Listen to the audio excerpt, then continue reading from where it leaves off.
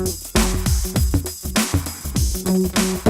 startup Blissiou nous a rejoint sur le plateau de We Do Biz. Avec nous, Leïla Echiab, bonjour. Bonjour. Toi, tu es la cofondatrice. Alors Blissiou, vous venez disrupter le marché de la médecine douce, c'est-à-dire?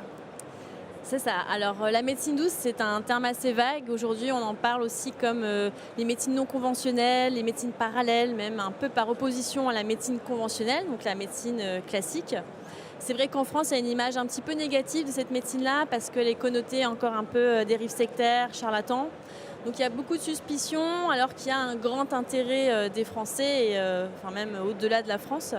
Donc effectivement, c'est ça, on vient apporter de la bienveillance, de l'information, de la sécurité et de la fiabilité. Et donc on permet aux gens de trouver des praticiens via notre plateforme, des praticiens donc spécialisés en médecine douce, des sophrologues, des hypnothérapeutes, des naturopathes, des profs de yoga qui sont certifiés déjà, assurés, qui sont donc déclarés et qui ont une expérience en médecine douce qui est justifiée donc, par des diplômes.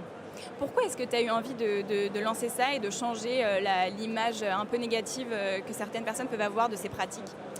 Tout part de mon expérience personnelle. En fait, il y a 2 ans, j'ai fait un burn-out. J'ai bossé 6 ans dans le monde du luxe.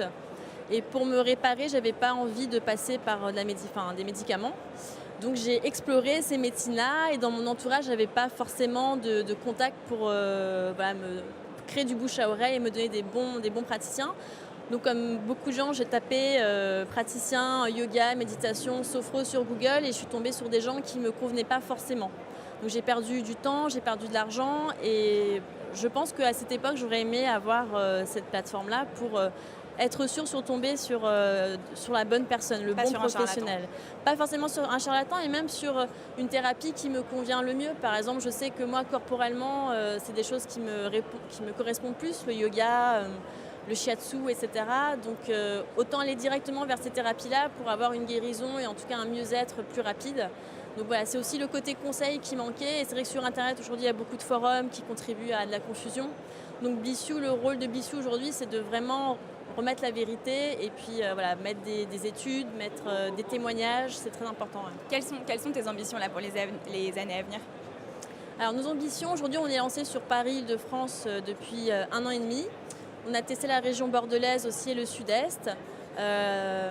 Et là, nos ambitions, évidemment, à la rentrée, c'est de nous étendre sur toute la France. Paris, c'est une région très particulière parce que c'est une région qui est très saturée par beaucoup d'offres. Le bien-être, c'est un terme un peu galvaudé que j'aime pas trop utiliser. Dans Blissiou, on est plus dans le mieux-être et dans le développement personnel à travers ces médecines ancestrales. Donc oui, les ambitions, c'est de communiquer encore plus. On a une très forte communauté sur les réseaux sociaux, donc ça témoigne vraiment de l'intérêt des Français de prendre soin d'eux d'une autre manière, alternative, naturelle.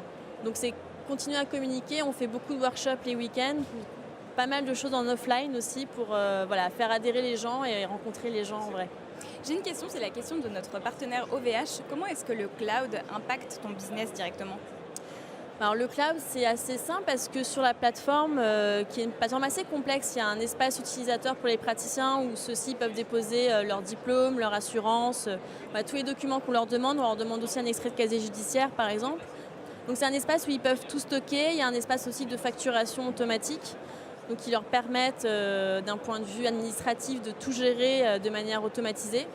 Donc voilà, ça permet aussi d'avoir un historique des paiements. Donc le cloud est intéressant dans ce sens-là parce que ça permet d'autonomiser les praticiens. Merci Leïla Echiab, je le rappelle, fondatrice de la startup Blissiou. Merci.